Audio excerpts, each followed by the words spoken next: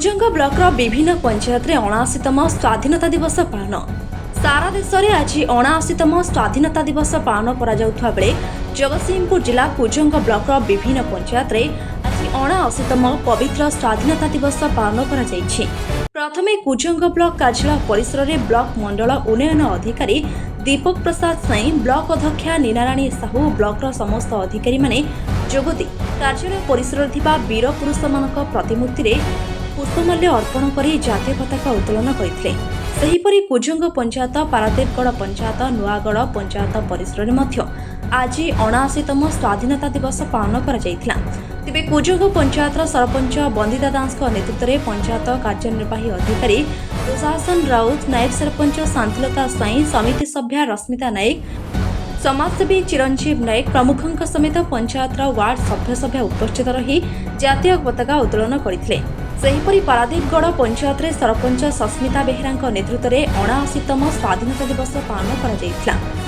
एही कार्यक्रम में कुजंग ब्लॉक मंडल उन्नयन अधिकारी दीपक प्रसाद स्वाई मुख्य अतिथि भाव जोगदे पंचायत सुनाम अर्जन करथिबा राज्य कराटे चैंपियनशिप 35 गोटी स्वर्ण पदक जीतिथिबा पारादीप कराटे एसोसिएशन 30 जन प्रतियोगी को पदक उत्तरीय और पंचायत पुरस्कार प्रदान करथिले।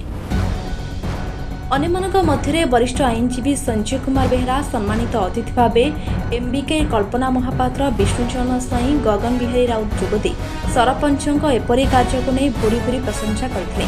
सेपरि नुआगढ़ ग्राम पंचायत में 79तम स्वाधीनता दिवस सरपंच देवेंद्र कुमार राउत नेतृत्व में पालन करा जायथिबा बेले पंचायत समस्त कर्मकर्ता माने उपस्थित थिले।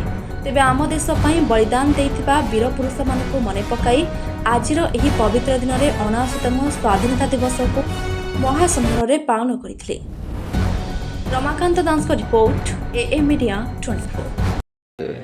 देवेंद्र कुमार राउत, सरपंच नुआगढ़ ग्राम पंचायत। देखु आज 79तम स्वाधीनता दिवस उपलक्षे नुआगढ़ ग्राम पंचायत को मुझे प्रथम शुभेच्छा अभिनंदन दूँ। कहीं आम प्रतिवर्ष भाई ये स्वाधीनता दिवस आम एमती पालन करूँ।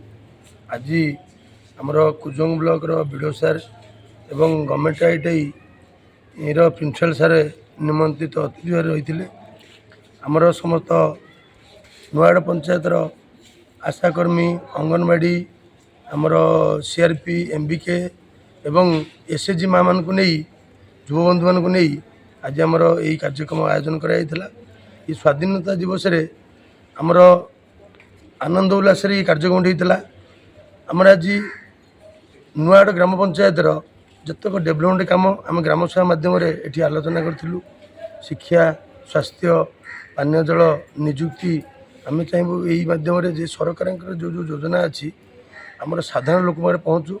आम यही बार्ता देवाई चाहबू जे आज यही 79तम स्वाधीनता दिवस रे आज देश आगू बढ़ुची, पंचायत भी आगू बढ़।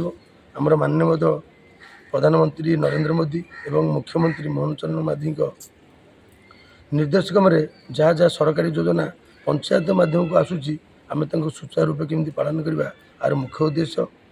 ये स्वाधीन भारत आम नागरिक आम सब स्वाधीन हिसाब से चलवा एवं ग्राम पंचायत जो डेभलपमेंट हम आज देशर डेभलपमेंट हम और राज्य भी डेभलपमेंट हम। तेणुक यही 79तम स्वाधीनता दिवस रे मु पुणी थे नुआगढ़ ग्राम पंचायतवासी को मोर हार्दिक अभिनंदन और शुभेच्छा ज्ञापन करी मोर वक्तव्य सांग। संजय कुमार बेहेरा, एडवोकेट।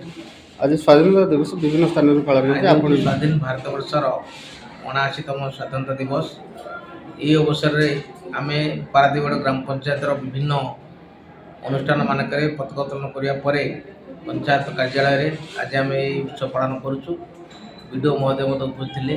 पंचायतर विभिन्न क्षेत्र में पंचायत में सुनाम अर्जन आनी कराटे टीम एवं विभिन्न क्षेत्र में पंचायत जो सुनाम अर्जन कर राज्य और राज्य बाहर से समर्थित कलु। मैट्रिक परीक्षा जो मैंने 90 भाग अधिक % नंबर रखी से समर्थित कलु।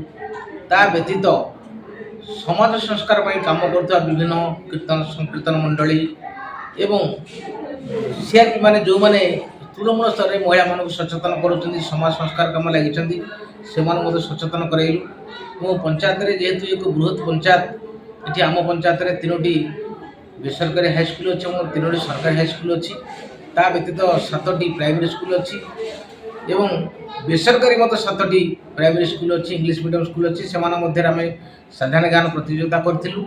ସେମାନେ ମଧ୍ୟ ଆଜି ଦିନରେ ତାଙ୍କୁ ପୁରସ୍କୃତ କଲୁ ଏବଂ ଯେହେତୁ ଏ ପଞ୍ଚାୟତ ଶିଳ୍ପାଞ୍ଚଳ ପଞ୍ଚାୟତ ତେଣୁ ଆମେ ଏଇଠି ଶିକ୍ଷା ସ୍ୱାସ୍ଥ୍ୟ ଗମନାଗମନ କ୍ଷେତ୍ରରେ ପୁରା ବହୁତ ଆଗରେ ଅଛୁ ଏବଂ ଆମ ପଞ୍ଚାୟତକୁ ରାଜ୍ୟ ସରକାର ଏବଂ କେନ୍ଦ୍ର ସରକାର ମଧ୍ୟ ଚୟନ କରିବା ପାଇଁ ଶ୍ରେଷ୍ଠ ପଞ୍ଚାୟତ ଭାବରେ ଦେଶର ଶ୍ରେଷ୍ଠ ପଞ୍ଚାୟତ ଭାବରେ ଚୟନ କରିବା ପାଇଁ ଆମକୁ ଚିଠି କରିଛନ୍ତି।